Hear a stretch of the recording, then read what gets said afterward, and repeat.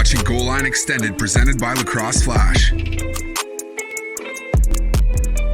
What's going on, everyone? Welcome to Goal Line Extended on the Lacrosse Flash Podcast Network. Today is Friday, April 30, and I'm your host, Ryan Hulsebos. Glad that you could join us in the wake of Monday night's PLL College Draft, an exciting night as the league welcomed 32 new players to one of the 8 teams. Flash's Dan Arestia will be joining me very shortly to talk reactions to those results. A few teams, notably with a handful of picks, did they use those to their full capacity, as mentioned in an article that Dan wrote for Lacrosse Flash. It's available on the site now, so make sure to go and check that out. But some guys that these head coaches might have reached for in this draft, some guys that might have slid farther than expected, whether early on or into the later rounds. We'll also talk some of the top picks of this draft. Dan's standing by and will join us momentarily. And Harrison Silcox will be joining me towards the end of today's show as we look ahead to this weekend in college lacrosse, what looks to be the last weekend of the regular season for most of these teams ahead of conference championship season. The Big Ten actually holding their 2 quarterfinal matchups on Sunday, so something to watch for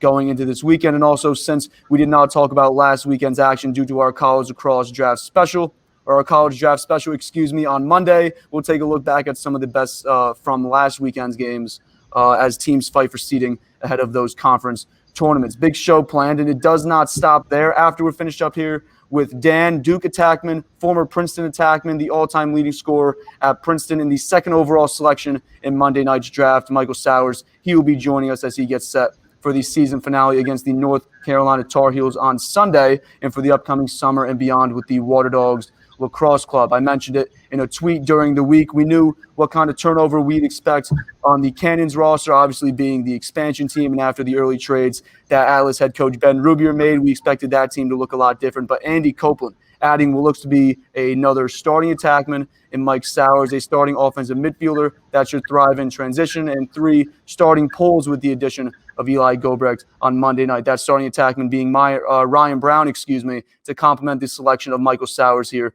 2nd overall. He'll be with us in a minute to talk about that as the 2021 offseason wraps up. But with that out of the way, I want to welcome in Dan Arestia to GLE, Lacrosse Flash analyst and Lacrosse insider, to talk about Monday night's draft. Dan, how are you doing? I'm doing well, guys. I'm doing well. How are you? I'm doing great. Hey, another big night for the college draft the other night. The league welcoming in the next crop of young talent after what was a condensed 2020 draft after COVID and last season getting canceled, which resulted in an extra year of eligibility for all players. Most seniors did take it, minus the few that we saw drafted in last year's 2-round draft, and then the even fewer that we saw shine in last year's tournament. But a loaded pool, arguably one of the most loaded classes that we've ever seen ahead of a pro lacrosse draft and ahead of what should be a season with some of the deepest rosters that we've ever seen. But realistically, just over a month ago out from opening weekend, the waiver period and trade window officially closed today, being Friday. We'll get to that in a second. But how many of these guys do you expect to crack one of these game rosters and see on the sideline or on the field week 1 in Gillette Stadium, or in the case, I guess, for a few of these guys that might be busy the weekend before, whenever they're ready to go? How many do you expect to see on the field in Boston? You know, it's tough to say. It's kind of a team-by-team thing, right? Like, you know, if we're talking about like the Atlas, where you have a serious roster rebuild underway this offseason with a lot of guys being traded out, a lot of picks coming in. For them, I think you could see a fair amount of their college draft picks there in week 1. They're probably going to be looking to, you know, and Ben Rubier is going to be looking to get these guys involved right away. Certainly Teat with the 1st overall pick, but, you know, Docs, I think you can see week 1. Jake Caraway's got a spot out there, I think, week 1. He's got a good shot to make a roster. I think both those short stick D-middies they took in Logan and Dearth makes sense to have on the field in week 1. And then Arceri, it really depends maybe when you look on matchup and the other guys you're going to have out there. Do you think you need a change of pace for Baptiste or not? Maybe, maybe not. Who knows? You know, I think Arceri that late was a good depth pick, but is he going to be on the roster week 1? I think it's probably tough to say. So for a team like the Atlas, I think you could see a lot of their picks on the field. For a team like, you know, like the Whips, where we're probably drafting for depth in most spots, I think you will probably see Kirst out there. But, you know, I wouldn't be surprised if Squires or Nick Grill weren't on that game 1 roster in week 1.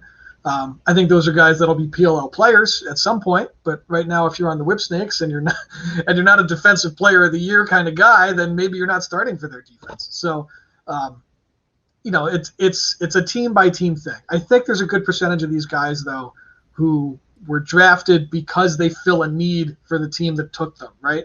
There wasn't a whole lot of just give me the best guy on the board. It was, this is what I need.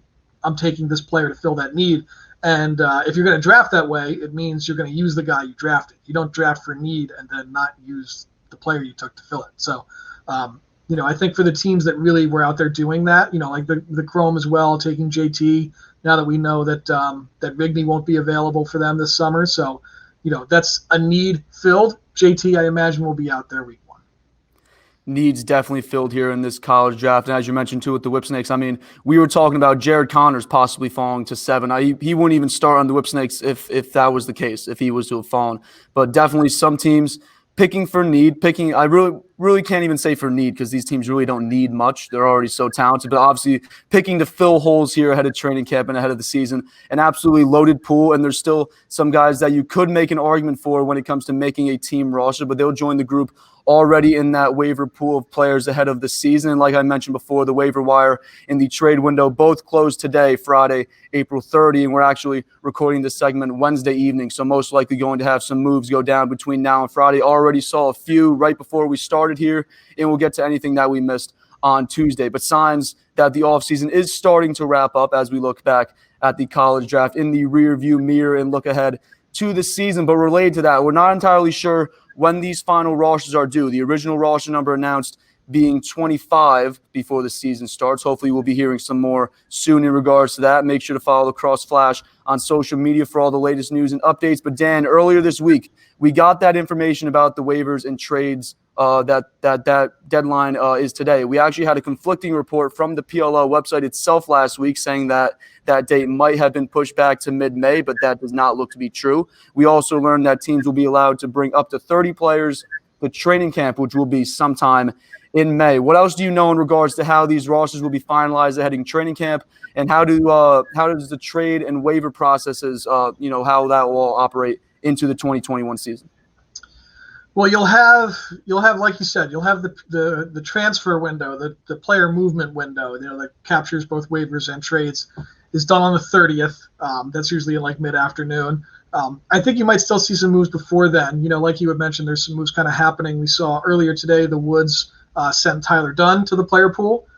He's a guy I actually could help some teams. I tweeted the Fun McCannons, I'm picking up Tyler Dunn immediately. They could use some midfield help, and he's a versatile guy who's, he's versatile enough that Coach Nat was toying with the idea of giving him a pole in the bubble. Like he played with a pole for the U19 team when he was much younger. So, a guy like that, when he becomes available, if you're a team that needs midfield help, you grab him. So I think, with the sort of the bloat that just happened with rosters, with college guys joining, there will be some movement back to the player pool as teams decide, am I going to play my young guys? Am I going to play my vets? Do I have room for all these guys? Do I want to try somebody else different at camp that I want to make room for that's in the player pool? So even though we're getting close there, I think, we're kind of still, there's a good chance of seeing some movement. And then I think the window, I'm not positive. I'm pretty sure the window opens up again. I think it's July. I think they open it back, or it closes usually week 6 of the regular season is its last week being open. But that's how it was in year 1, and the year, the week-to-week thing is a little bit different now, and that they're not necessarily playing every weekend. There's more buys built in because there's more teams and COVID complicates. But you'll have sort of that month and a half from the opening of the season where trade window is open and movement is allowed, and then it'll close up again as we, teams start looking for set those guys that are going to be your playoff roster kind of team. Absolutely. I believe, looking at it, I glanced at it earlier today. I believe the waiver window and trade deadline, or the trade window, they both open the week or the Monday, I believe, after week 1. Yeah. And then I would imagine, as you're saying, trade window closes somewhere in the middle of the season, waivers sometime in August before the playoffs. So, yeah, gearing up here before postseason play.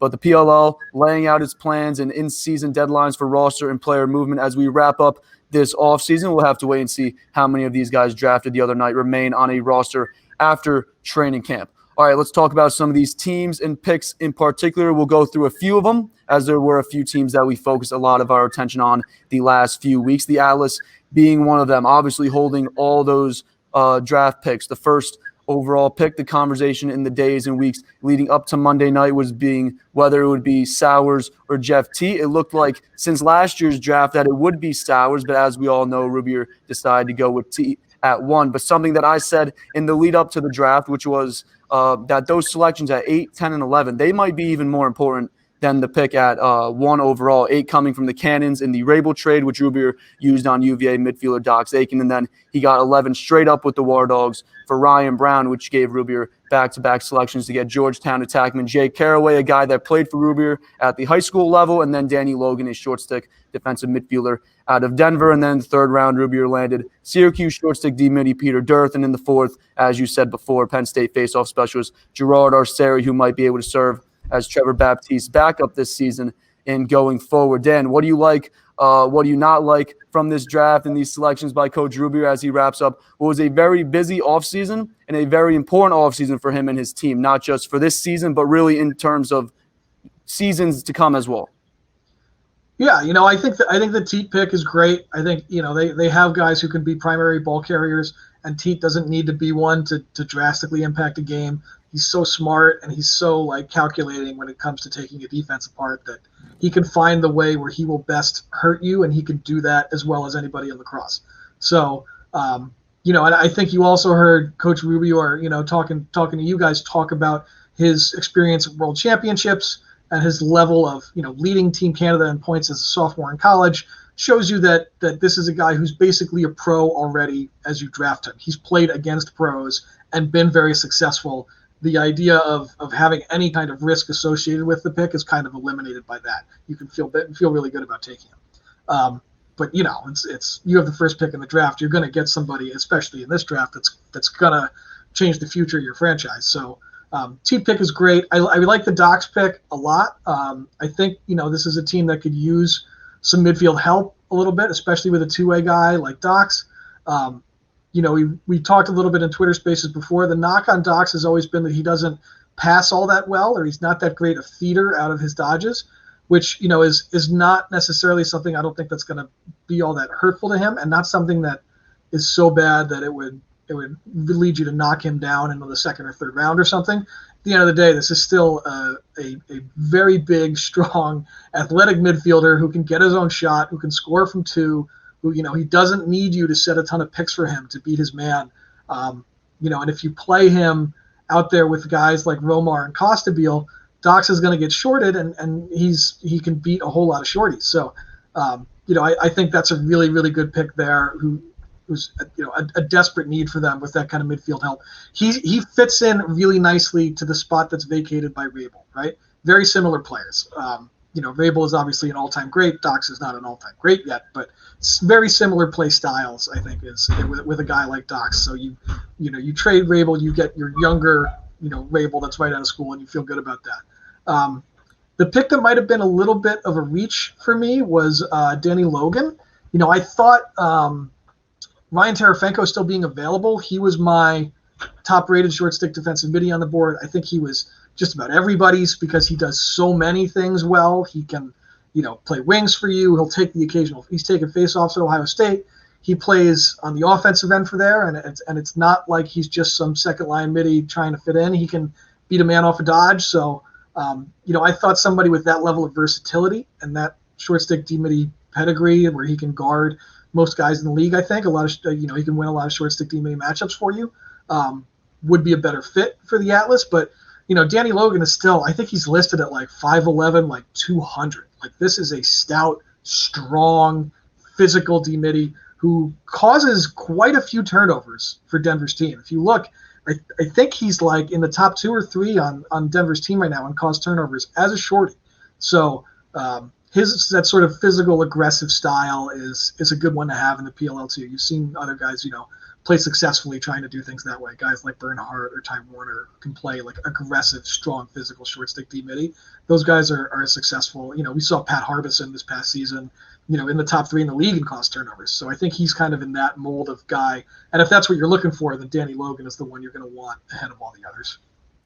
Rubier landing back-to-back defensive midfielders to bring with him to training camp, or I should say to be safe in case one or both are still playing. You'll have them both on his pre-training camp roster. They'll both complete Dearth and Logan. They will both compete with Jake Richard and Kevin Unterstein, while Teagan Caraway joined what is becoming a very crowded attack group with Eric Long, Chris Cloutier, third overall entry draft selection, Dan Bucaro, and then Mark Cockerton, Brendan Sunday, and James Pinnell. Going into Monday night's draft, I didn't expect us to be talking about the Waterdogs today, as they only had 3 selections after that Ryan Brown trade. But at number 2 overall, and then a pick in rounds 3 and 4 respectively, we knew that whoever it was that fell to 2 would probably be taken. That ended up being our next guest, Michael Sowers. And then when you think about it, it's not like we were expecting anything crazy here in the 3rd or 4th round. Like if Jeff Traynor and Ethan Walker was what we got from the Waterdogs here in round 3 and 4, we probably talk about the Waterdogs next week with the offseason wrapping up today. But Andy Copeland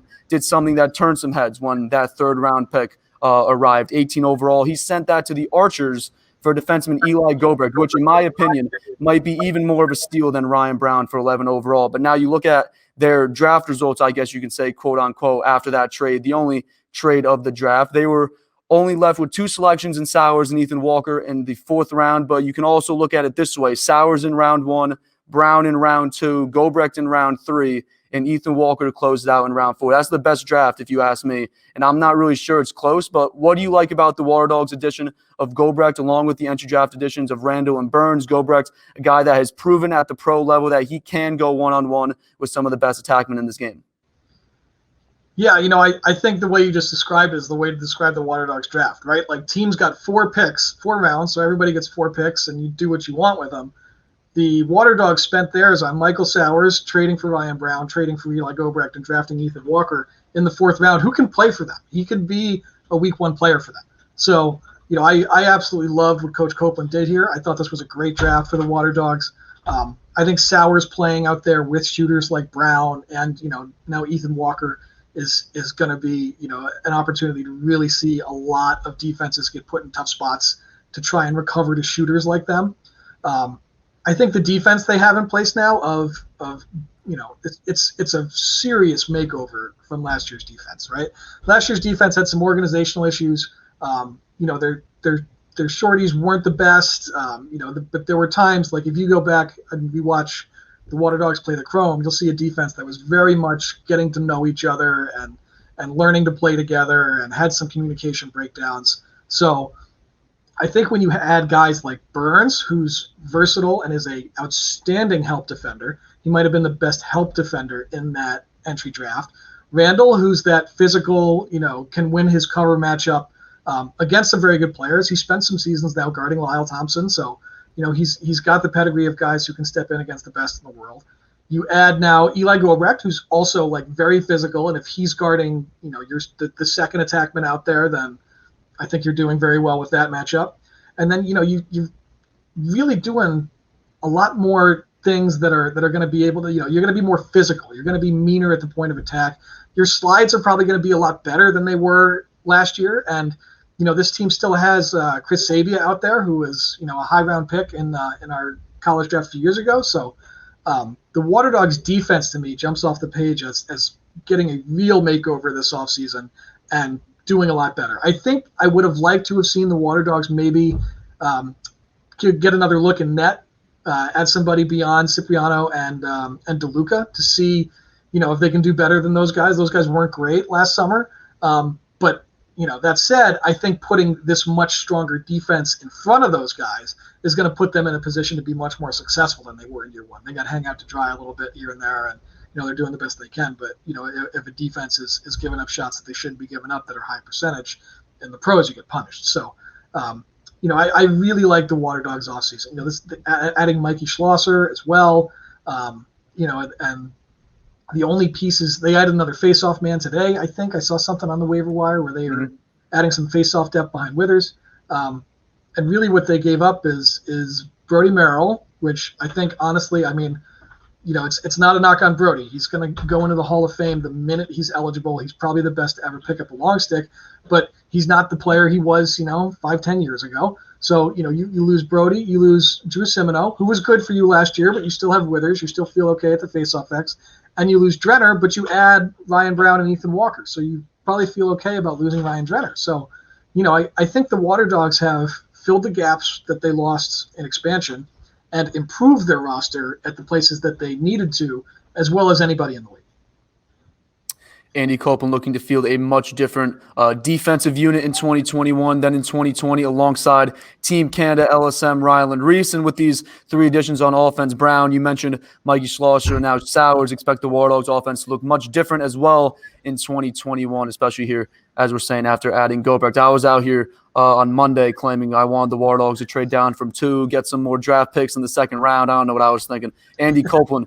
This is the reason why Andy Copeland gets paid the big dollars here as head coaches, and we do not, or I should particularly say I do not. That's what we should leave it as.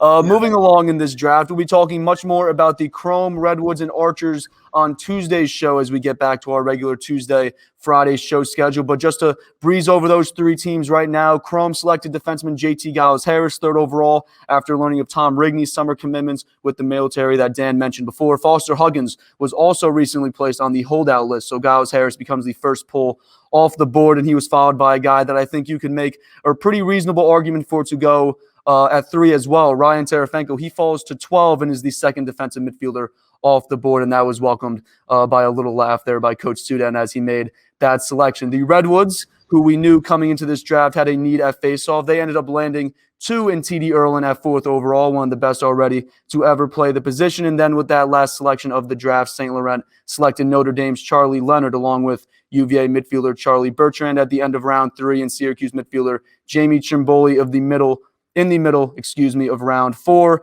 And as for the Archers, Chris Bates made the only move up in this draft after LSM. Jared Connors fell to him at 5 and Trey LeClaire fell to 13, the last of those 3 offensive midfielders, those top 3 offensive midfielders off the board. Bates then made the only move of the night. He traded Eli Gobrecht to the Waterdogs for the 18th overall pick, which he used on midfielder Jeff Traynor out of UMass. And after talking with Chrome head coach Tim Sudan last week, it looks like that was a pretty smart move for Bates if he really wanted Traynor, as Sudan, a UMass guy himself, was probably going to take Traynor there at 20 before Archers picked again at 21. Sudan would end up settling for North Carolina midfielder Justin Anderson. But then after that trade to close out the Archers draft, face-off specialist Connor Gaffney out of Lehigh goes 21st overall to compete at camp with Stephen Kelly. So a quick rundown there for those 3 teams. We'll be talking much more about them as well as the back-to-back defending champs on Tuesday. But let's move on to the Chaos, another team we had our eyes on coming into this draft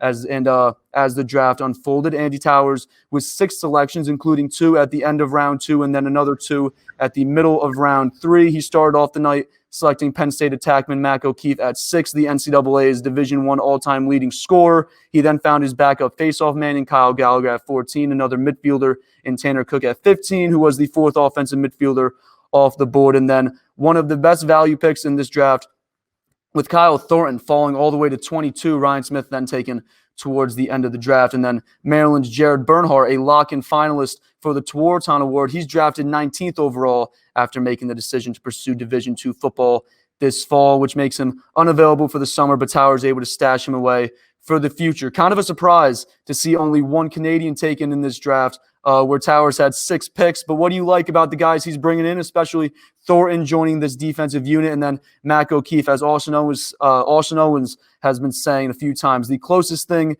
to a Canadian without the actual passport. O'Keefe coming into play alongside Josh Byrne, Curtis Dixon, Austin Stotts, and a few other pieces that the Chaos have offensively. Yeah, I mean, you can already see Mac O'Keefe in some of those nation looks, or those, that same pick down motion they even run at Penn State, right? Where they just plant him on the lefty wing and put him in that 2-man game and make defenders make hard choices, where if he gets a shred of daylight, he needs, milliseconds to get the ball off. And I think I saw Keeg say goalies, if he puts it on net, goalies save it like less than 40% of the time. So, he's as lethal as it gets. And the PLL, the PLL game is one where that kind of player who can run out of that, again, that same kind of pick down motion that we've seen at Penn State is going to make him comfortable right away. And with playing with those players who can get him the ball in tight spaces like that, so he can just catch and snap a shot off is good for him. O'Keefe's not going to be out there like ISOing guys and running by poles to shoot his own shot, because that's not what his game is. And what's great here is that's not what the Chaos game really is either. So I love him from a fit point of view. The Gallagher pick to me was, Gallagher's a great face-off man. I think with the Chaos having already added Max Adler and then looking at the rest of their roster, there's a lot of pieces they're going to, I think, want to try and get in the mix on that offensive end. I could see them wanting to dress just a whole ton of shorties every week. And I think to do that, you might be looking at weeks where you only dress one face-off guy. So with Adler on the roster, I thought maybe a little further down, Coach Towers would be looking at, a face-off man to spell Adler on a week here or there, or even if he's going to dress two, to have somebody else. But, I don't think it hurt his drafting for the rest of the night at all, because he's still got a lot of players that are really good and are a great fit for him. The Bernhardt pick, I am 100% convinced that the Towers made it so Stagnetta couldn't. I'm certain that if this had gotten to Stags, he was taking Jared Bernhardt and stashing him. It just seemed like that was destiny. So, I think Towers doing that, and I wrote that the Chaos and the Whipsnakes were really the two teams in a position to be able to spend a pick on Bernhardt, right? The Whips already have a loaded roster. They can afford to just take some depth guys that won't play right away. The Chaos have a very, very strong roster, and they have 6 picks in this draft. So if you spend one of your 6 on a guy who you already know is not playing for you this summer and maybe plays for you next summer, maybe not, but if he doesn't, you probably still feel really good about the offensive players you came away with. I think that's an okay risk to take, and I think it made a lot of sense for Towers to do it. Thornton, like you said, is I think great value that late. He is one of the better communicating and talking and organized defenders in this draft. And as good as some of the Chaos pulls are with guys like Newman and they'll have Rowlett and hopefully they'll have Johnny Surdick this summer. You've got great cover defenders there. You've got guys who are physical, who are mean. What you need is maybe that voice on the field with them to get things a little more organized. There were times last year where things just got a little helter-skelter for them, and Blaze saw a bazillion shots last summer. He made 30 more saves than the next goalie on the list than Bernlor, and he was, making 20-something saves a game. It's great that he's making those saves. You don't want your goalie to have to do that. You don't want to be in a position where if Blaze doesn't save 25 shots, we might lose. So I think having Thornton to keep things defense organized and to work on cutting down the number of shots that Blaze sees every game, or Dylan Ward, whichever goalie they decide to go with, the number of shots that those guys see, you cut down on those shots and you limit them to lower quality shots, then I think Thornton's a guy who's going to help you do that. So I was really, really enjoyed that. And I've said Tanner Cook is perfect fit for the Chaos. Big, physical, is going to crush it out of the inverts in 2- and 3-man games from the low wings. He's might as well already be wearing a Chaos jersey at Carolina.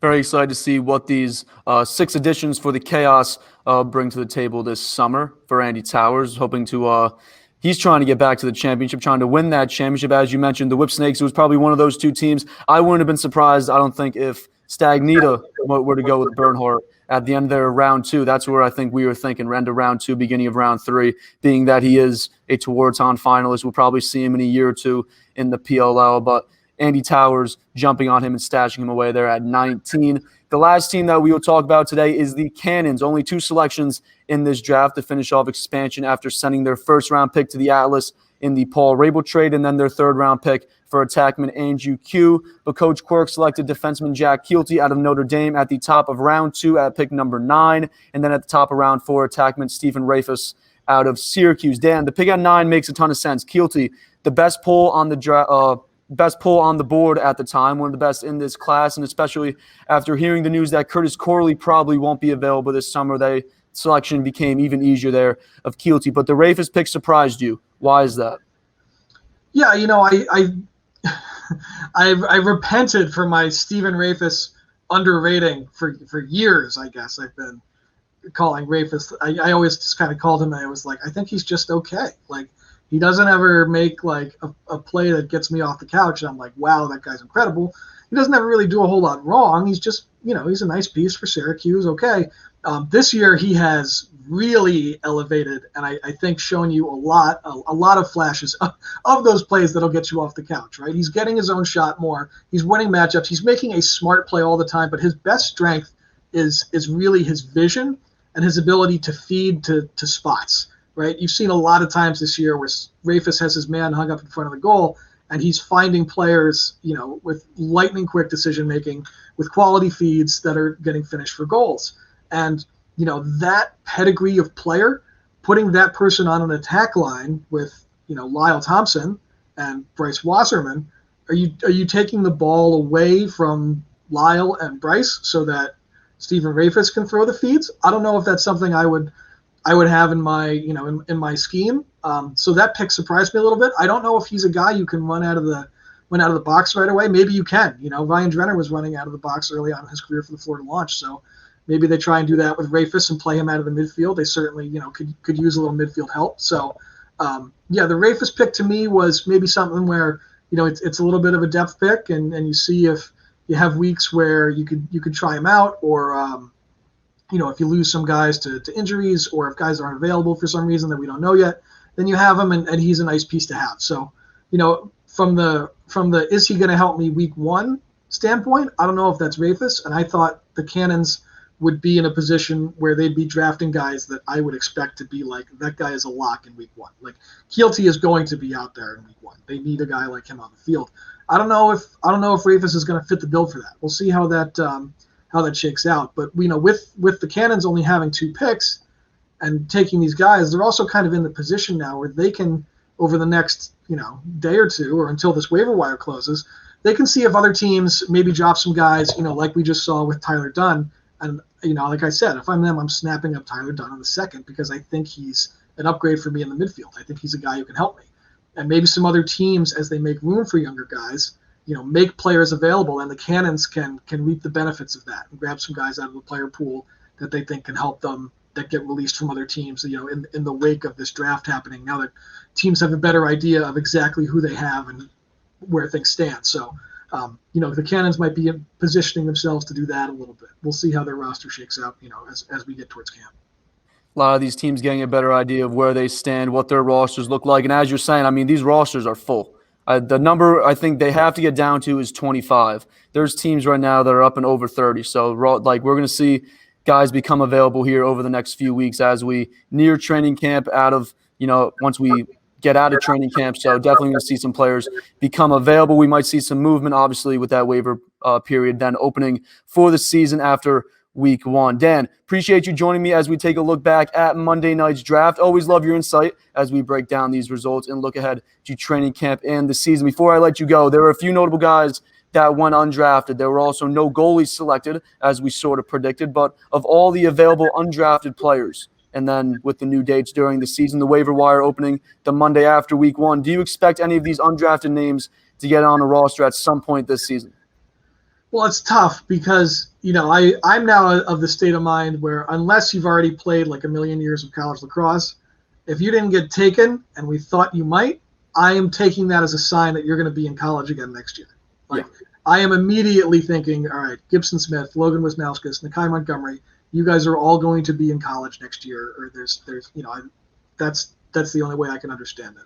I think a guy like Ryan McNulty from Loyola, I thought might get a shot, but the trouble is that LSM and the PLL is just so loaded. Like, it's just so tough to find a spot. It's really like after goalie, it's that position where I just don't know how you can supplant some of these guys and get some time. Goalie, lefty, attack, and LSM are so loaded that it's really tough. So McNulty he's great on ground balls. He's got some transition skills. He's got a nice handle, and he can play some solid defense. I don't know, if his quickness and his speed maybe was up to what PLO coaches might be looking for right now. So that might be a reason he didn't get drafted. I thought the Waterdogs, or I think the Waterdogs may still, like I said, I think it behooves them to maybe grab, a McElroy or a Drake Porter and see where it goes.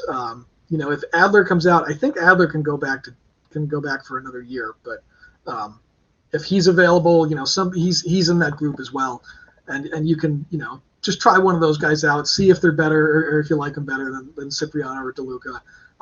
But most other teams, even other teams that had a backup need, they probably feel okay about where they are. Maybe the Cannons want to bring in another guy. I think Quirk's got his starter in Morocco. He loves Morocco. It's been his goalie forever. But, if you want to have a competition for the backup spot, maybe the Cannons add a guy and see what you get. But, for the most part, if you're not one of those type guys where you've definitely run out your eligibility, I'm assuming you're probably going back to school. And a guy you mentioned, Ryan McNulty, I believe I read somewhere that he has another year of eligibility for like medical school or something. So maybe that also played into it there with him not getting selected. Who knows? Obviously, with that extra year of eligibility, adding a little bit of a little hectic to our kind of who we thought was going to get drafted. Obviously, Just last year loading was up a next much year's different draft. animal. Yeah. What'd you say? Said it's just loading up next year's draft. Next year's draft is getting more stacked. Oh, yeah, just like last year did this year. I mean, last year was nothing that we expected in terms of the guys getting drafted. Obviously, set us up for this year, which was a phenomenal draft. And then I guess guys that even slipped. I mean, there's even the conversation that guys that get drafted, or that got drafted, I should say, in the third, fourth round, they might not even make a 25-man roster with how tight these rosters are. So guys that didn't get drafted, hopefully they're in next year's draft, or maybe we see them at some point here down the line. Dan, appreciate you again. And as always, thank you for joining us. For everyone watching and listening, make sure to follow Dan on Twitter at Dan Arestia, always breaking and tweeting about all the news that you will need to know in the world of lacrosse. And sit tight, as Duke and Waterdogs attackman Michael Sowers will be on the other side joining me next.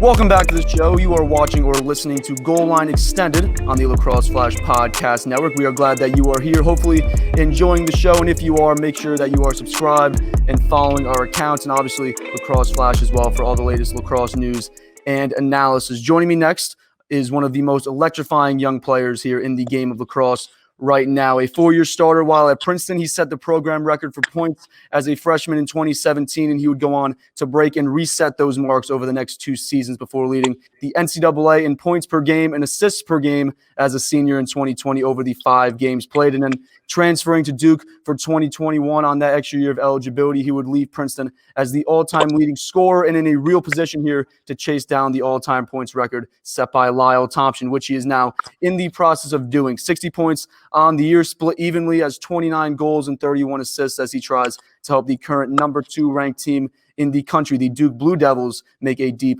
postseason push. Joining me now on GLE, Duke attackman and the second overall pick of Monday night's PLL College Draft, Michael Sowers. Mike, what's going on, man? Welcome to the show.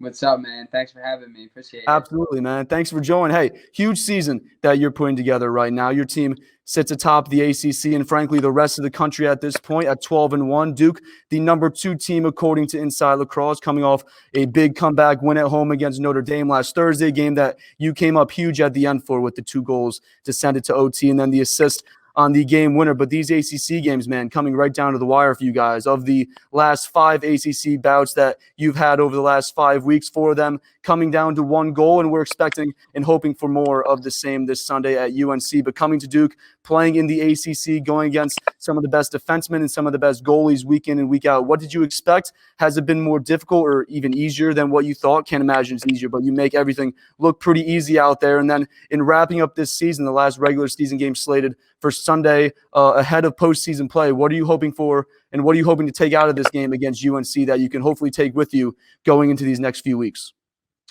Yeah, like I said, first of all, thanks for having me on. Really appreciate it. But, I think that to your original comment, like the games have been up to par with, everything you could hope for as a player.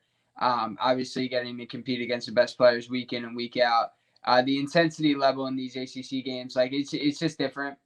And the atmosphere, even with no fans in the stands, you kind of feel that intensity. And so, going into UNC, obviously ACC championship on the line. This is everything you hope for as a player. These are the games that you kind of dream about playing from the time you're a little kid. And I remember watching UNC Duke, when I was in elementary school and middle school and high school, and looking up to those guys, and now being in a position to play in the game myself, especially with the stakes that will be on the line.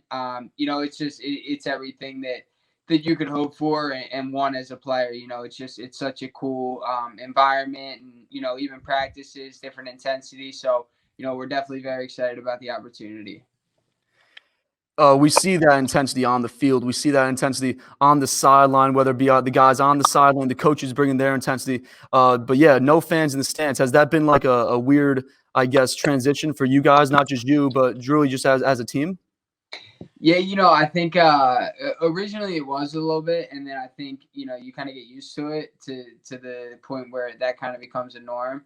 I remember playing out at Notre Dame, and they had fans there, and it was kind of like this weird thing where like you're so used to playing in front of nobody and only getting the energy from the bench and their bench, and now all of a sudden there's fans.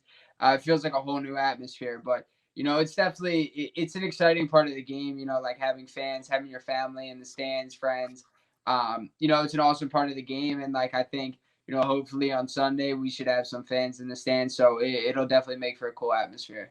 Looking forward to that. Excited for that if we're able to get fans in the stands there for this game. A big game that you got to close out the season here with North Carolina, currently ranked number 3 in the nation. And this one, as you said before, looks like it will crown the ACC champ. So definitely an important one as we get set for the rest of May and as your team gears up for hopefully a deep tournament run. Circling back to your time before Duke, I heard that during your transfer process, you were in the middle of writing your senior thesis in order to graduate from Princeton. I'd imagine a very hectic time for you and the family as you made that decision. And then early in that process, we heard Virginia as an option. Syracuse was in that conversation, and rightfully so. Some of the other top teams in the country vying for a chance to have you play for them, one of the best scorers on their team. But what went into the decision to bypass the 2020 PLL draft, leave Princeton, and then choose Duke as your next home for the next year?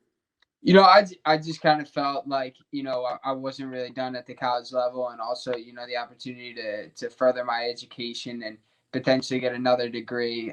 It was just something that was appealing to me. And then I think also, just being able to go down and meet a new group of guys and learn from a new coaching staff and just kind of throw yourself into a new environment. I knew that it would definitely be challenging at times, but it was something that I felt, would better me both as a player, as a student, and then as a person as well. So, it was definitely, talked a lot with my family about it, if I wanted to go play somewhere else. And we kind of decided that it was just the best decision for me. Hey, the weather down here is pretty nice. I don't know how nice it is in Durham. I'm currently at the University of South Carolina. Weather down here is beautiful, so that might have been a reason for it. But definitely playing with the upped competition, obviously within the ACC.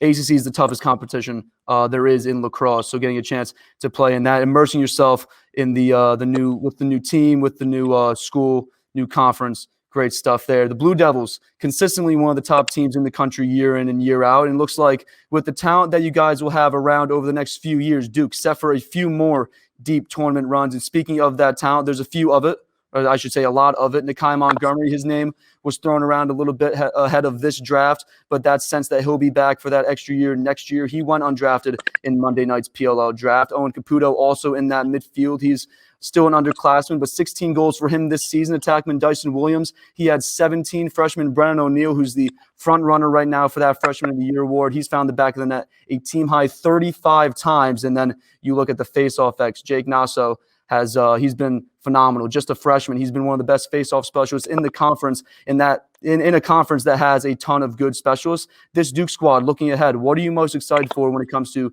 this group moving forward together?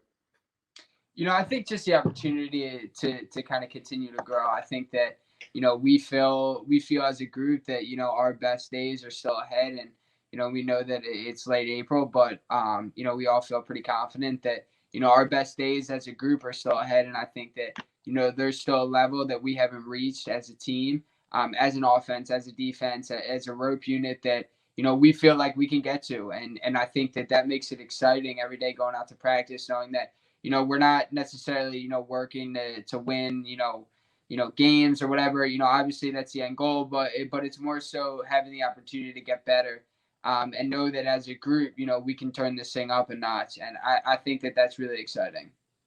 Hopefully a lot to look forward to here for your team come the rest of April. Obviously April finishing up here, but come May, calling it the May Madness here as we get into conference championships and the NCAA championship. Excited to see what these guys can do here for Duke, what they can continue to accomplish over their time at Duke, and obviously into the rest of this season. And then we'll hope to welcome them into the PLL as well when their time comes. But speaking of the PLL, last summer you put us on hold, taking that extra year at Duke, which you're in the middle of right now, to then chase that national championship. You were the presumptive #1 pick a year ago. This year you fall to Andy Copeland and the Waterdogs. What were those conversations like with Coach Copeland as this draft approached, and then you find out that you'll be a Waterdog? What were those conversations like? To be honest, there was Coach Copeland was the only coach that I talked to leading up to the draft. And we connected once, I think, like a month or so ago, maybe. And, he awesome guy, and obviously heard, a ton of great things from, former teammate and Zach Courier. And so, the other night when I got, when we saw it on the TV, and then I got a text from him, obviously just super excited and super grateful for the opportunity that, they would take a chance on me and allow me to come into their locker room. And, I know they feel very confident about the group that they have. So, like I said, it's just very grateful for the opportunity and super excited to get going after the season. Some phenomenal players that you're going to have the opportunity here this summer to play alongside. Coach Copeland went out and made some moves, some low-key moves. Obviously, the Atlas made their moves this offseason. The Cannons, being the expansion team, made their moves. But Coach Copeland, sneaky, making his moves this offseason. He went out and got Ryan Brown for a second-round draft pick earlier back in March. It looked like the biggest steal until he sent a third rounder for Eli Gobrecht on Monday night. But Ryan Brown, a former Tewaaraton Award winner, and Ben Reeves, Kieran McCardle, Michael Krause, Wes Berg, already on that Waterdogs attack. Ethan Walker will be joining you on this draft class. And then with names like Connor Kelly, Zach Courier, guy you just said that you've played with before, Mikey Schlosser, and Ryan Conrad in the midfield. Conrad, the #2 overall selection out of Virginia 2 years ago, who we're still kind of waiting to see used to his full potential here in the PLL. But what excites you most about getting the chance to play with these guys this summer, and hopefully for many more summers to come? I think just the opportunity to learn from those guys, like some of the names you mentioned, some of the best players in the sport. And so, having the opportunity to go in there and learn from guys in that locker room, and, also just chance to play with guys like Ryan Brown and, Zach, who, obviously I played with when I was a freshman at Princeton. It's just super exciting and definitely something that I'm looking forward to. You're going to be sending feeds to Ryan Brown on one side. We'll have Ethan Walker maybe on another side. Wes Berg will be somewhere around the crease with the middies up on the arc. Expecting big things here from this Waterdogs offense. I know as an athlete and as a guy just thankful to get drafted. We hear it all the time, guys saying that they don't care where they get picked as long as they get blessed to get the chance with a pro team. I'd imagine that you probably didn't care where you got selected, whether it was first to the Atlas or second to the Waterdogs or third to Chrome or wherever you fell on, unless you obviously had a preference coming in, where in that case we'll hope it was the Dogs. But with all the noise around it, your name being one of the bigger ones here in college lacrosse being thrown around at the top of this draft, what did you expect coming into this thing in terms of where you might select it? I know you said you only talked to Coach Copeland coming in, so maybe a little bit of certainty there, knowing that he had that #2 pick, but how long you might have to wait, although you didn't need to wait very long. But what was the expectation coming in? I wasn't really sure, to be honest. And frankly, kind of like you hit on, I was just hoping for the opportunity to be drafted. And kind of had the mindset that, wherever I went, that was what was going to be for the best. Everything happens for a reason. And so, I was just kind of like kept that in the back of my mind, like wherever I go, that's what's meant to be. And, that's what's going to work best. And I think that, looking at the Waterdogs roster and just kind of hearing about their locker room and talking with Coach Cope, I think that, it's a great fit. And like I said, I'm just super grateful for them to take a chance on me and bring myself into their locker room. From talking with all my lacrosse analyst friends here, they're saying you're a perfect fit, not a great fit, a perfect fit here with this Waterdogs offense. So excited to see what you guys can put together this summer. The guy selected with the pick after you, JT Giles-Harris, a teammate of yours this past season. He was taken 3rd overall by Chrome head coach Tim Sudan, one of the top pulls in this draft, reflective obviously of how high he was taken the first pull off the board. What kind of difference maker did Chrome get down low? And then in talking with other guys in the league, Grant Ament, just one that comes to my mind immediately, a guy that you know very well from my conversations with him. He told me about how cool it was the first time getting to go against Chris Sabia, a former teammate of his, a guy that you'll be sharing the locker room this summer. But how much fun and how cool it was to go up against a guy that he's known for so many years playing college ball, with just the chance for it to come full circle playing against him in the pros. Obviously, you've only been with JT for just this season, but the chance to go up against him in a game where it really matters with a lot at stake. Your team plays Chrome twice this season, in week 2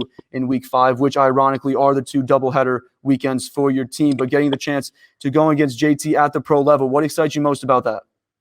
He's obviously, he's probably the best ball in the country.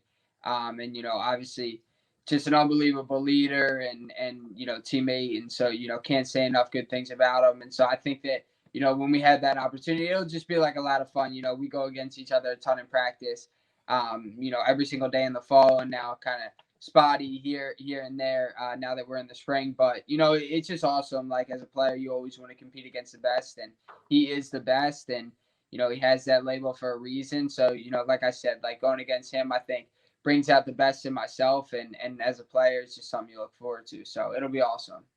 Set to make a big impact here for this Chrome defense in 2021 and as well going forward. You'll be going up against JT probably at some point, whether it's this season or sometime in the future. But who are some of the other guys that you're looking forward to getting the chance to compete against at this next level? Obviously, Grant Amen, a guy that but Grant Amen being a guy that who are some other names that you're excited to go up against this summer? I don't know about anybody in particular. I think that, it's just cool being a part of it. Like, you grow up and, you watch, like, you idolize guys like Paul Rabel, Tom Schreiber, Kyle Harrison. And now to be able to compete on the same field as them and be on the opposite side and watch them, like, it's such a cool experience. I think that, like I hit on the start, those are kind of the moments that as a lacrosse player you dream about, being able to play against your idols one day. And so, that's just like a really cool, really unique opportunity that, I'm looking forward to, just to be able to be on the same field as some of those guys, really is a dream come true. I was going to say, has it set in yet that you are, by technical terms, a professional athlete, or I should say will be a professional athlete very soon? The NCAA might come knocking on our doors if we jump the gun too soon, but a very small percentage of people on this green earth are lucky enough to say that. And has it set in yet that in about a month you'll be a full-fledged pro athlete and then playing it up against the best players in the world, as you just mentioned? Not really, just because I think that, like, so immersed in the college season and, obviously, like, you're here and, like, you're 110% focused on, UNC on Sunday, and then obviously, big goals for the month of May. But, like I said, like, I think that, post Memorial Day, hopefully, that's just, it's going to be very exciting and something that I'm looking forward to. Post Memorial Day, or Memorial Day weekend. I shouldn't say post Memorial Day weekend. We're looking forward to seeing you play post Memorial Day weekend, but Memorial Day weekend, we're also looking forward to see you playing. Hopefully we will get to see you and Duke there come the end of May. My dream growing up, like the dream of many kids, was to go pro in some sport, whether it was soccer, baseball, or lacrosse. But you got that it factor, man. And you showed it against Notre Dame last Thursday, as we brought up before. Big plays and big moments. That's what both the Atlas and the Waterdogs seemed to lack in last year's tournament. And now you end up with the latter, with the Waterdogs. So an opportunity to continue showcasing those big plays with all the eyes on you. Is that something that you embrace kind of just while playing, like just being able to score goals late in games, get big assists late in games, make big plays, really when it matters most? I think so. Like I said, it's kind of those moments that, as a player, those are what you play for, the big time moments and the big time games, and being in those ACC games, like you hope that it comes down to the wire. Obviously it'd be great to beat every team by 4 or 5 goals, but, the reality of the conference and how good the players are and how well the teams are coached, it's going to be a dogfight. And so, for the team to trust me at the end of the game with the ball on my stick, like that's something that, you work for as a player. And, especially as like an older guy, like I take a lot of pride in that and having the ball on my stick in the end. So fortunate to pull it out, but, obviously just a very cool game, very cool moment. Definitely excited to see you through the rest of this spring and then into next summer. Obviously, throughout the rest of this spring, we got UNC this weekend to close out the regular season, and then we're looking ahead to the NCAA championship, expecting a big matchup probably in the first round, maybe an ACC team in the first round. Who knows, depending on how the seeding works out. But then we're expecting ACC or ACC caliber competition then come those next rounds there of the NCAA championship. So very excited for that. Mike, I want to thank you so much for joining us, my man. Appreciate you taking the time to come on the show. The number 2 overall pick in Monday night's PLL College Draft, Michael Sowers and the Waterdogs getting ready to get after it in 2021, opening the season June 6th against the Cannons. And then obviously, as we've been saying, looking to finish out this spring with Duke. Expecting to see you out there. But if you have other plans for the weekend before and for whatever reason can't make it there for week 1 in Boston, I think we'll be all right if you're out there playing for Duke Memorial Day weekend. Mike, I want to thank you again. Take it easy, and I hope to talk to you soon, man.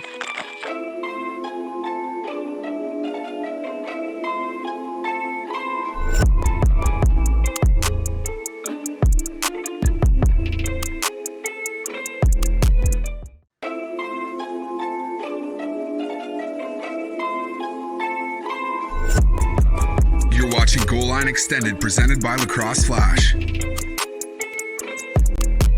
Welcome back to GLE, Friday, April 30. It seems like April kind of flew by right there. Just like that, we are at the end of the college lacrosse regular season, and we're looking ahead to conference championships. The Big Ten starting the quarterfinals of their conference tournament this weekend. We'll talk about that in a little bit, but I hope you're all enjoying the show. Make sure to like and subscribe if you are, whether that's on YouTube or if you listen to the show as a podcast, and follow us on social media at GL Extended and at Lacrosse Flash. Big show today. We had Dan Arestia at the top as we looked back at the college drafts of the Atlas, the Waterdogs, the Chaos, and the Cannons. On Tuesday's show, our first of the month of May, we'll look at those other 4 teams as well as whatever other moves we see before the end of the day, as the trade and waiver period deadlines are today, and we'll have a better idea of what these rosters should look like going into training camp on Tuesday. We also just had Duke attackman, former Princeton attackman, and future Waterdogs attackman Michael Sowers on to talk about his team's season this year, getting drafted by the Waterdogs on Monday night, and what he's looking forward to as we head into the month of May and then the summer and the PLL season, and some of the names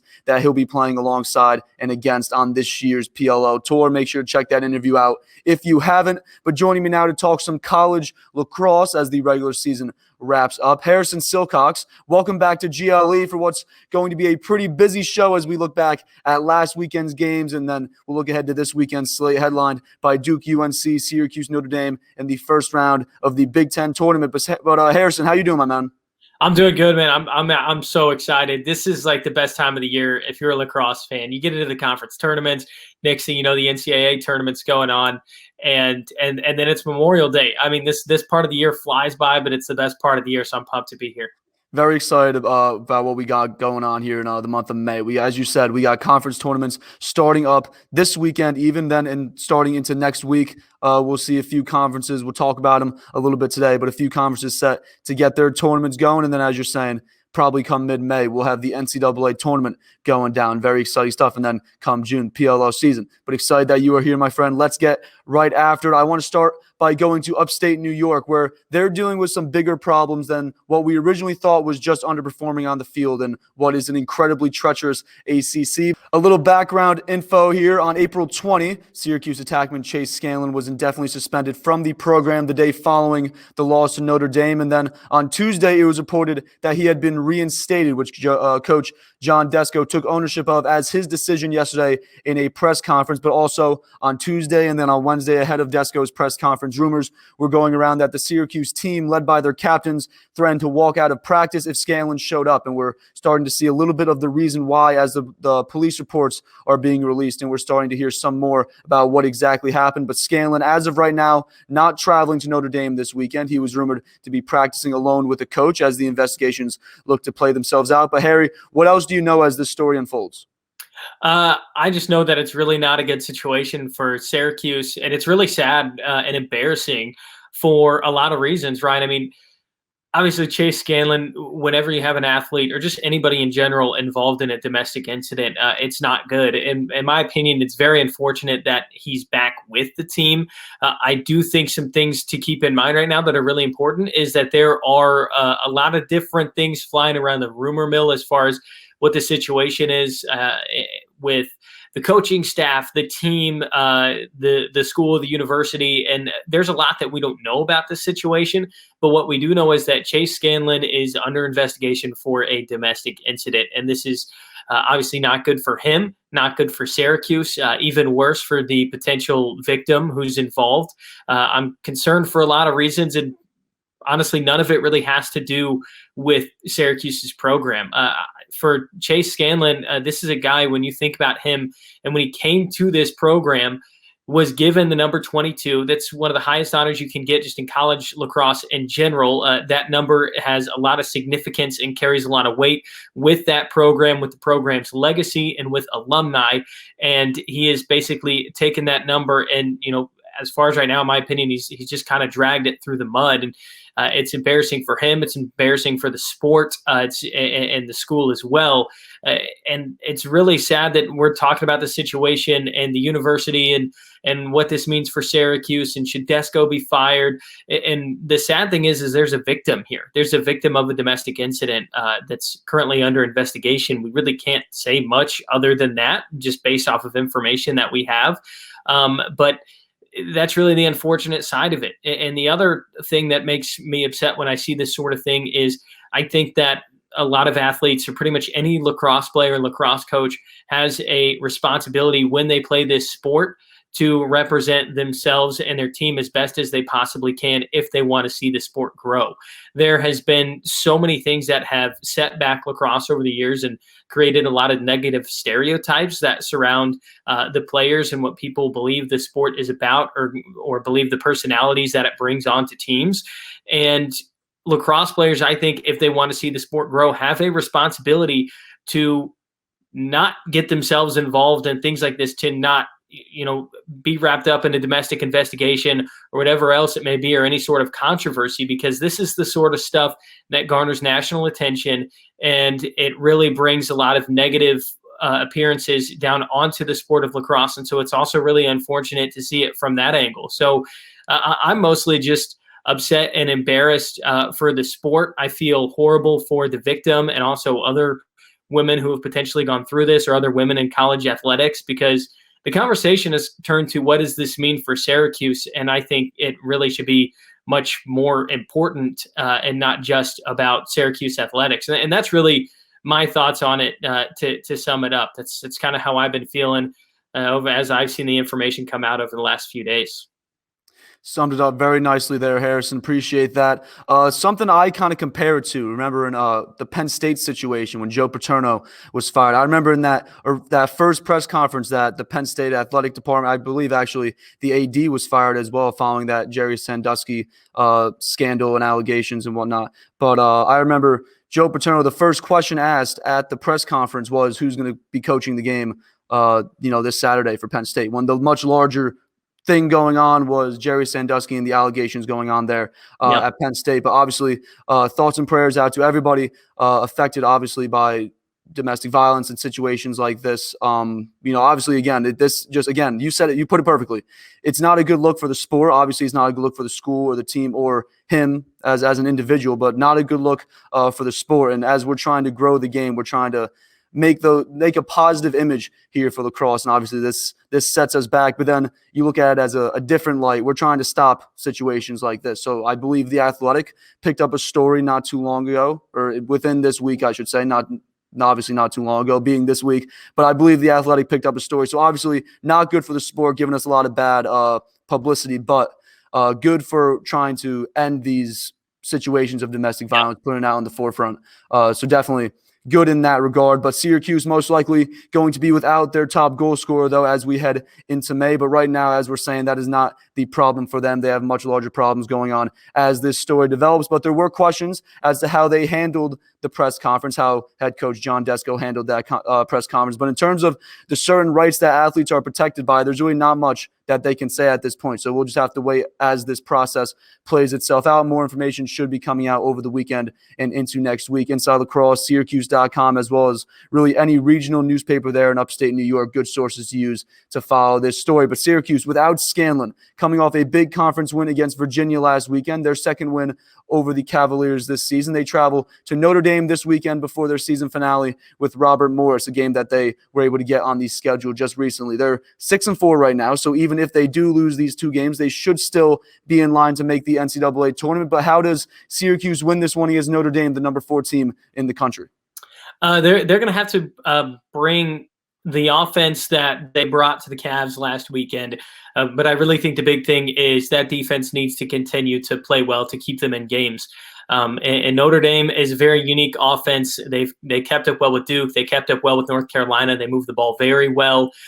They have guys who can finish inside. They've got Dobson up top who can fire from the outside. And Corrigan has built a team of athletes, very strong athletes out there in South Bend. And then obviously it all comes together with Pat Cavanaugh in the mix. So that Syracuse defense, they really need to just really slow down the off-ball ability of Notre Dame's offense, I think is the best way to put it, and give Pat Cavanaugh less of a chance to facilitate at high levels. And then Porter's got to make some saves as well. And I'm really interested to see if Jacob Fopp, how his awesome day at the Face-Off X from last weekend carries over into this weekend. That could be huge against Notre Dame. But at times this season, like their first meeting against Duke, we've seen Notre Dame lose the face-off battle pretty significantly and still walk away with a win because of how good their defense is. So I like to see Syracuse, if they want to win this one, I'd like to see their defense match the intensity that Notre Dame's defense will bring to the game. And I think that's very necessary for the Orange to walk away with a win, and could very well help them almost control their own destiny in the tournament. It's going to be weird when we see the selection committee look at all this stuff in a few weeks with how just schedule tweaking and RPIs and different things like that. But right now, Syracuse ranked 8th in the country. Unless there's no upsets in some of these conference tournaments, I think that they could squeak in. But again, that's me coming from a place where I don't know how the committee's going to evaluate some of this stuff. And Syracuse has had some pretty bad losses. But also sweeping the Cavaliers was good for them. But they really could use a win against Notre Dame this weekend, and I think they're going to have to rely on that defense to do it. Yeah, no ACC tournament this year, really hurting Syracuse really in particular, because if you think about it, let's say we're going to be talking about the Patriot League in a little bit, but let's say Army or let's say Navy come out of the Patriot League and win that tournament, they get that automatic qualifier, but Lehigh is going to get a spot. Think about the America East. What if, let's say, Albany, they're not the number 1 team, let's say, in the America East, but they win the America East? You're still going to look at Stony Brook and say, do they deserve a qualifying spot as well? So stuff like that will play itself out as we look into next weekend. But Syracuse and Notre Dame set for Saturday at 12 Eastern on ESPNU. Notre Dame coming off a tough road trip in the Carolinas, back-to-back losses to Duke on Thursday night in overtime. Mike Sowers and I just discussed that one a little bit, and then to North Carolina on Sunday. How does Notre Dame turn it around tomorrow and get back on track? Last scheduled game for them on the regular season here before the national championship. For Notre Dame, I think they got some much-needed rest during this week. Denver kind of made this trip earlier, way back at the beginning of the season, where they played Duke and North Carolina in the same weekend, and they hung with Duke. Duke almost lost their first game of the year against Denver, and then Denver went and played at North Carolina, and they just, they got demolished that game. And we obviously have seen Denver play throughout the year. They're a really good team. Notre Dame, they led that Duke game, I believe, 9-3. And I really think it started to fall apart for them in the fourth quarter. They got a little bit sloppy, and they started turning over the ball, which is something that Notre Dame, when you're losing faceoffs and giving the other team possessions, and they're starting to score and they're starting to click on offense, you don't want to turn it over, especially in the clearing game. And then I kind of saw some of those clearing issues pop back up again against North Carolina. And some of the turnovers and on the failed clears just were unforced. The guys not catching balls or passes down at players' ankles and things like that. And so Notre Dame was 16-26 clearing the ball in their last 5 quarters. Their opponents over that same stretch of time are 26-27. That's a recipe to lose games. And I think Notre Dame, they hung with North Carolina well. They just seem to be a little bit tired in that one. The turnovers added up, and North Carolina really gave them a tough time in their ride as well. I believe they threw the 10-man ride out there a few times as well. So Notre Dame, they've got to take care of the ball. The Pat Cavanaugh highlights have been there almost every game this year. The offense has been there. Even when they're not winning faceoffs, they've been able to win games. They need to take care of the ball, especially in transition. So they need to get back on track in that game. Now, I'm sure Kevin Corrigan, I've never met Corrigan personally. I've seen him on the sidelines. He looks like a very intense coach. I'm sure practice has been very intense this week for Notre Dame, especially in that clearing game. So I'm interested to see if the Irish are able to take care of the ball well in that department. And it's really going to be important. Syracuse isn't an opponent you can overlook. So Notre Dame needs to take care of the ball if they want to sweep the Orange this season. I feel like we think like historically about Notre Dame. It's like I feel like we always think they're good at clearing, they're good at riding, but this season, as you're saying, kind of struggling in that department. Also in the faceoff, they got two guys recently just drafted, so they're hoping that those two guys step up big here in this one and then into the NCAA tournament. The other ACC game we got for this weekend, the rematch between North Carolina and Duke on Sunday, each coming in off a win against the Irish last weekend, and the Blue Devils taking the last matchup in overtime between these two teams. But matchups are you looking forward to watching on both ends of the field? A ton of talent, a lot of pro talent and future pro talent to be featured for a second time this season. But here for the ACC championship, what matchups are you looking forward to? Last time we did this, it was right before the first game between these two teams, and I said I was looking forward to Michael Sowers on Bowen, and then that matchup didn't happen. So now I'm interested to see what does Bresci do with his defense, because Michael Sowers didn't really score a lot of points that game, or he wasn't the main focal point of that offense. They kind of it seemed like at times they were face guarding him. Bowen was over on O'Neal, but then Sowers, I mean, he's so quick, so he was able to get open. But it was really the Joe Robertson game. He had 4 goals and 3 assists. I think he had the game winner, the game tying goal too that game. So does Bresci make any adjustments, or is he saying, I'm pleased we held Michael Sowers to a fairly low production? This is second overall pick in the PLL draft. Some people thought he was going to go first. He's one of the best players in college lacrosse this year, and they only lost by a goal. So does Bresci do anything different on defense? I'm interested to see what happens there. As always, I always look forward to watching Chris Gray play.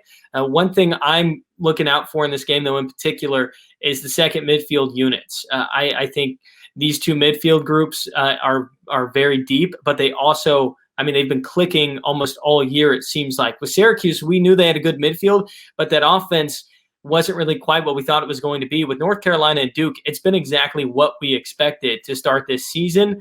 And in a close game like this, is somebody going to step up and one of those second midfield lines? And I'm really interested to see who that might be. So kind of a battle of depth a little bit. And then obviously the goalies, Adler and Krieg, they both were awesome in game 1. I'm interested to see how that plays out here in game 2. And I think Colin Krieg, I mean, you could argue there's a very legitimate case for him being the ACC Freshman of the Year as a goalie. And I believe in 2019, North Carolina, I can't remember his name, I'm blanking on it right now, but their freshman goalie that year was the ACC Freshman Goalie of the Year. So I think Krieg has been a stud this year for them. And there's so many things that you could point out in this game to look forward to. But I'm interested to see Bresci, defensive adjustments. Does he make any of those? Just a battle of midfield depth between these two teams. Is somebody able to get some bench points one way or the other? And then the two goalies, how they play. Colin Krieg coming in here saying Freshman of the Year. We got Brandon O'Neal for Duke. We got Owen Hiltz with Syracuse. 2 other freshmen that are going for that. Yeah, I mean, you could argue well. Jake Naso too. You could argue him. And Jack, yeah, and Naso.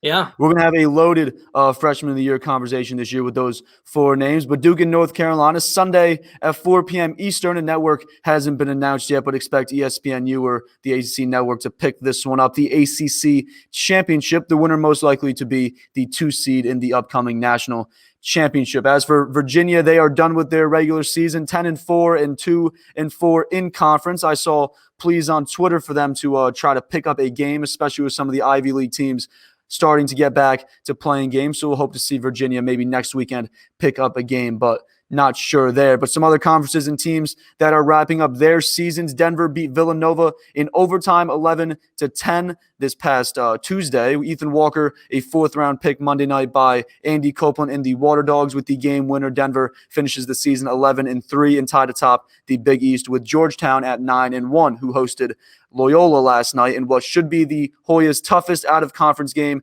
this season. We're recording this segment ahead of that game, so no score to report, but we'll be back on Tuesday as the Big East standings will be set with the top 4 teams, Denver, Georgetown, Villanova, and Providence, set to move on and play next weekend in the Big East Championship, starting on Thursday night with the 2 semifinals, so we should know those matchups on Tuesday.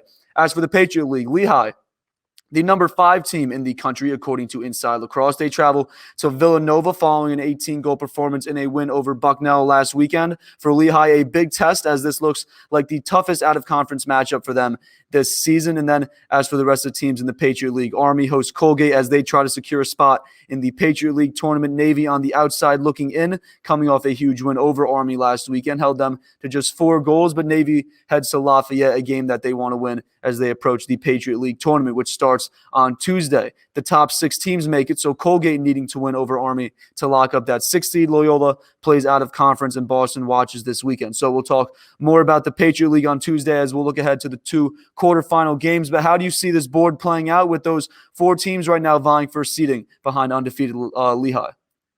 The Patriot League, I think, is really interesting this year. I think a lot of these mid-major conferences, if you want to call them that, it's kind of weird to call these mid-major conferences because lacrosse, you never know what's going to happen. But the Patriot League, there's just some teams that, I mean, like Navy's getting hot all of a sudden. We know that Loyola has, the talent there, and they also have, they're a fairly senior heavy team. So even though we haven't seen the best from Loyola, like I wouldn't be surprised to see them maybe make a run down the stretch here. And I'm really watching the Patriot League super close because of the talent that's there. Also, got to mention Army, and you've already mentioned Lehigh, but I wouldn't be surprised if like any of these teams we're talking about come away with the Patriot League title. And I believe they expanded it now, so it's the top 3 teams in the North and South Division, which makes it even more fun. And if Lehigh doesn't win the Patriot League tournament, you kind of mentioned it earlier, they're still going to get in with the resume they have, more than likely, ranked 5th in the country right now. So this is really the first conference tournament I look at where it could really shuffle the board a little bit when this selection committee, if they have to give the AQ to somebody who's not the top seed out of the Patriot League, could really shuffle some things up. So to kind of answer your question on how I think it might play out, I have no idea. And that's the best part about it, I think. And that's why I think the Patriot League tournament is going to be must-watch lacrosse.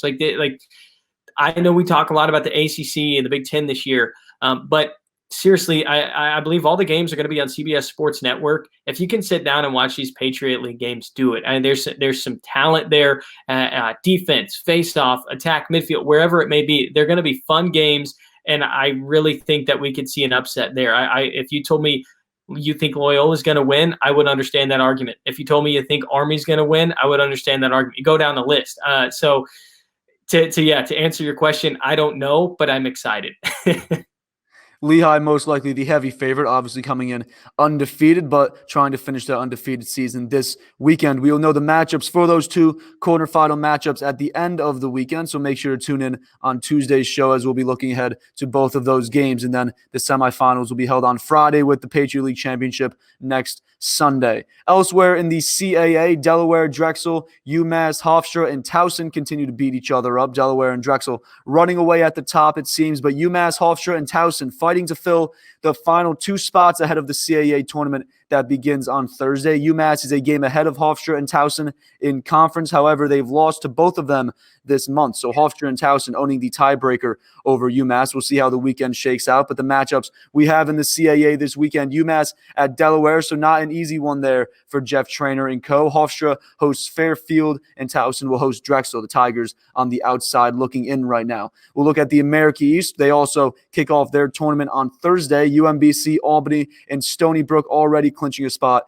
going into the last weekend of the season. And Vermont will need to beat Stony Brook or hope that Big Emerson loses to UMass Lowell this weekend to secure their spot in the America East tournament. We'll have more results on Tuesday as those teams finish up their season this weekend. But Harrison, what are you looking forward to here with some of these America East matchups this weekend? The America East has just kind of really been a dogfight, I feel like. And honestly, a lot of these other conferences have been, you mentioned the CAA a little bit ago, and they have, but I mean, just the game on Wednesday this week, Albany, Vermont, I think Vermont swept Albany, but, both of those games were fairly close. So just the America East, just watch some of these other games in some of these other conferences. Even if it's a one camera angle live stream, I mean, they're exciting. Vermont has been one of my favorite teams to watch this year, just with what what their highlight reel ability brings to the table.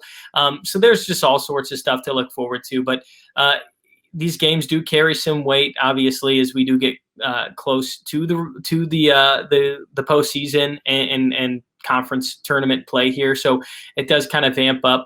I really think that Towson is, you mentioned they're on the outside looking in, and they don't really control their own destiny either. I think they need some help elsewhere in the conference. So just kind of up and down the scoreboard this week, I'm interested to watch the America East games just to see where seeding ends up. But to be completely honest with you, I'm just mostly excited to get to the conference tournament games and to see, these teams in the America East. Really, it's one of those conferences where their only shot to make the tournament is if they win. And anything can happen in the America East, just like I was talking about in the Patriot League. So it's the best time of the year. Watch these games. They're going to be competitive. Guys are going to be selling out. If that's what you like in sports, watch these games.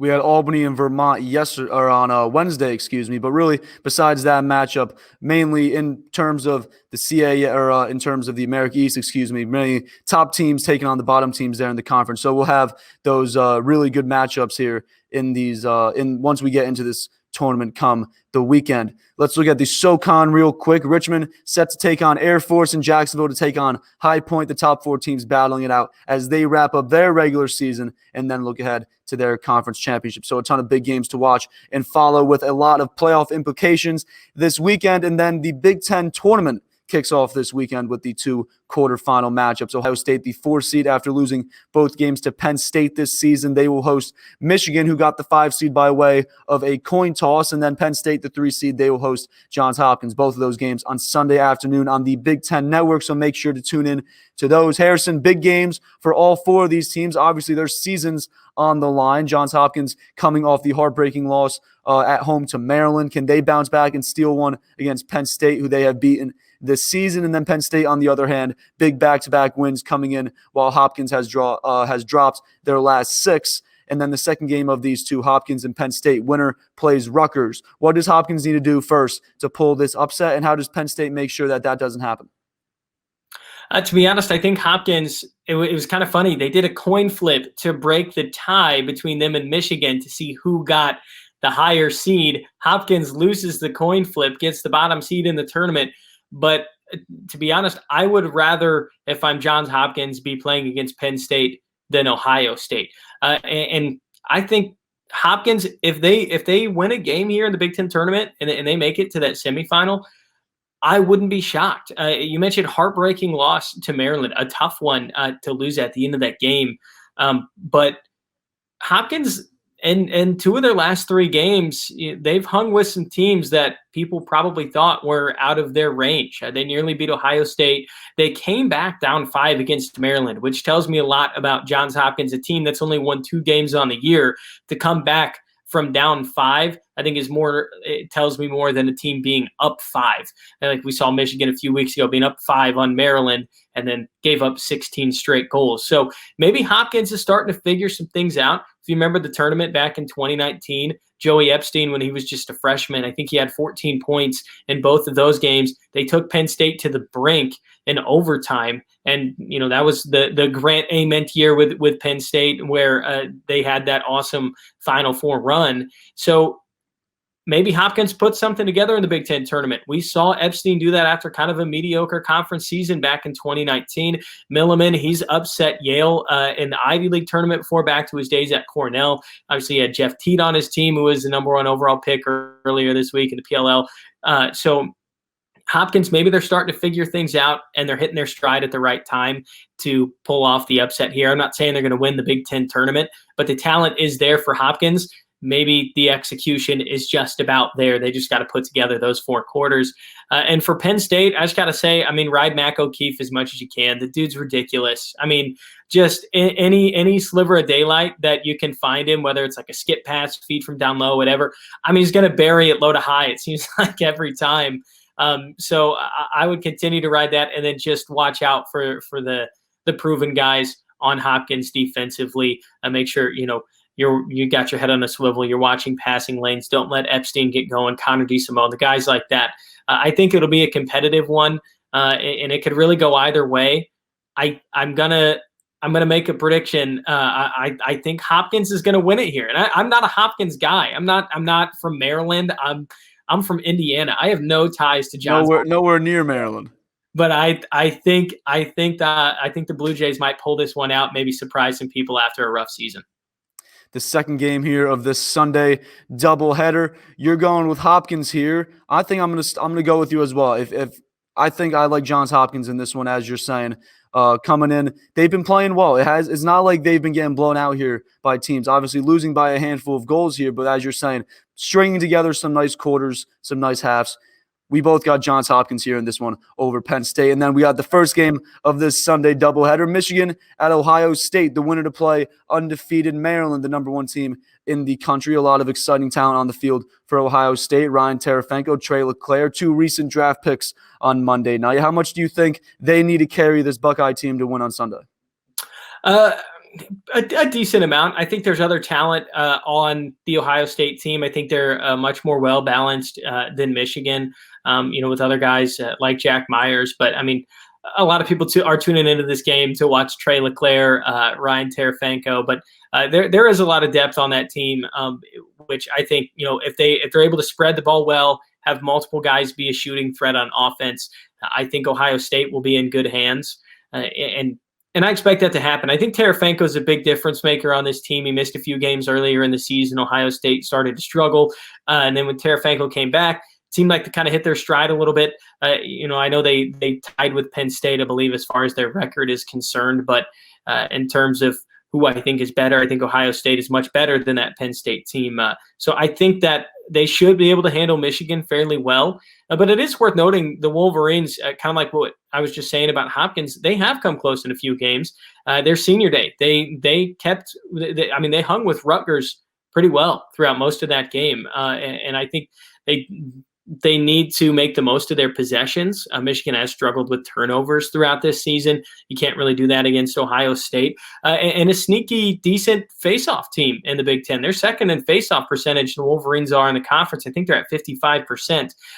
So for Michigan, make the most of your possessions. If you can win face-offs, that's great. But you also have to figure out how to slow down just some of the versatility that Ohio State's going to bring to the field, and then 2 pro-caliber players who are going to be out there as well in LeClaire and Tarafenko. Do you have a pick here for this matchup between Michigan and Ohio State? Yeah, I think it's going to be Ohio State by a handful of goals. I think Michigan might hang tough with them in the first half. I just think Ohio State's got the experience here. I don't know if Michigan's ever been in a Big Ten tournament. I didn't quite look back at that, but as in terms of recent success over the last handful of years, Ohio State has been there, and I don't think Michigan really has. I mean, it's easy to forget. I believe Ryan Tarafenko was playing in a national championship game when he was a freshman. There's a lot of experience on this Ohio State team. This is kind of a new stage for Michigan, so I think the Buckeyes will take care of business. I'm going to go with Ohio State as well. But, yeah, no, I believe this is the first year that all 6 teams are qualified for the Big Ten tournament, automatic qualification for the conference tournament. So, yeah, this might be the Michigan's first season. Off the top of my head, I'm not sure here in the Big Ten tournament. But we are looking forward to this doubleheader, the first round of the Big Ten tournament, as we wrap up the college lacrosse regular season and look to get deeper into conference tournaments next weekend. Again, we'll be back on Tuesday to look ahead to some of those first couple games we'll see on Tuesday and Thursday, so make sure that you don't miss it. But Harrison, appreciate you joining me, my friend. Always a pleasure having you on as we look ahead to a big weekend. No problem, Ryan. Thanks for having me. Absolutely. That is going to do it for our show today here of Goal Line Extended. I want to thank you all for watching and or listening. If you are not already, make sure to subscribe to the show on YouTube as well as on whatever podcast platform that you use. Search up Goal Line Extended and you should be able to find it. You can also head on over to the Lacrosse Flash website, lacrosseflash.com. All of our podcasts are there, as well as some stories and articles covering all the latest news in lacrosse. You can also follow Goal Line Extended on Instagram and Twitter at GL Extended. All of the links that you will need will be in the description of the video or podcast that you're viewing or listening to right now. We will be back on Tuesday. Make sure to check out GL Extended on Twitter for more, and make sure to follow and subscribe so that you don't miss the show. I hope you all have an incredible weekend, and we will see you on Tuesday. Follow the show on Twitter and Instagram at GL Extended, and subscribe to the show on any of your favorite podcast outlets.